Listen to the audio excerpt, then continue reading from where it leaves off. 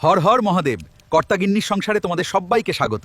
আমার এই ছোট্ট রান্নাঘরে আজ আপনাদের সবাইকে খুব আপন করে নেব, তাই আজ অনেক মজার রান্নার আয়োজন থাকছে। চলো তাহলে দেখি কি কি লাগবে রান্নাটা হতে। লেলু মগো আবার সকলকে শুভ নববর্ষ এই আলুর পক্ষ থেকে।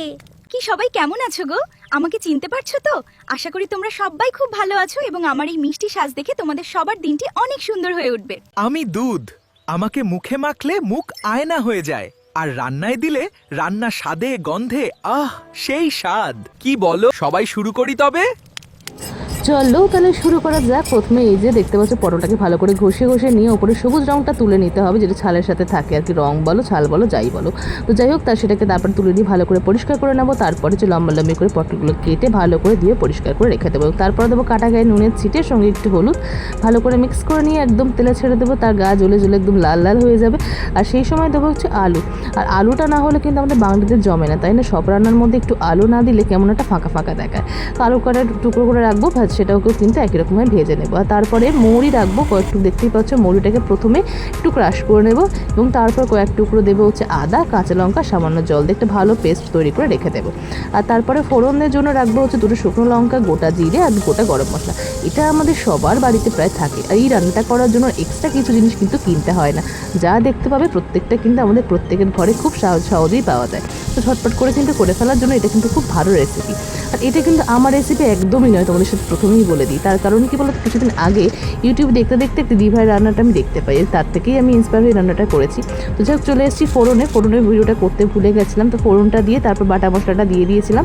তারপর দিয়েছিলাম হচ্ছে কাশ্মীর লঙ্কার গুঁড়ো, ঝাল লঙ্কার গুঁড়ো, হলুদ গুঁড়ো, জিরে গুঁড়ো আর সামান্য ম্যাজিক মশলা।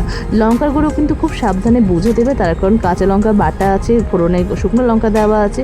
একটু বেশি হয়ে গেলে কিন্তু তখন কিন্তু পরের দিন সকালের যে অবস্থা হবে, তার জন্য কিন্তু ভাই আমাকে তোমরা কেউ দায়ী করতে এসো না, জোকস অ্যাপার্ট। তো যতটা যে ঝাল খাবে বুঝে কিন্তু দিও ভালো করে মশলার সাথে। এবার তারপরে যখন দেখবে কষিয়ে গন্ধটা সুন্দর আসছে, তারপরে যে ভাজা পটল আলুটা দিয়ে দিলাম। তারপরে ভালো করে মশলার সাথে কষিয়ে নেবে। আর জল কিন্তু এই রান্নাটা দিতে লাগে না, আমি মশলা ধোয়া জল একটু দিয়েছিলাম। আর তারপরে দিলাম স্বাদ মতো নুন আর গরম মশলা। ব্যাস ভালো করে মিক্স করে নিয়ে দিব হচ্ছে শো স্টপার মানে দুধটাকে দিয়ে বেশ একটু ঢাকা দিয়ে সেদ্ধ হওয়া পর্যন্ত একটু ফুটিয়ে দেবে। দেখবে একদম মশলাটা গায়ের সাথে সুন্দর মেখে গেছে। ব্যাস রেডি হয়ে যাবে আমাদের এই রান্নার নাম হচ্ছে দুধ মৌরি পটল, যেটা ওই দিদিভাইয়ের থেকেই আমার শোনা। তো তোমাদের কাছে যদি নতুন কোনো নাম থেকে থাকে এই রান্নাটার, অতি অবশ্যই আমাকে কমেন্ট করে জানিও।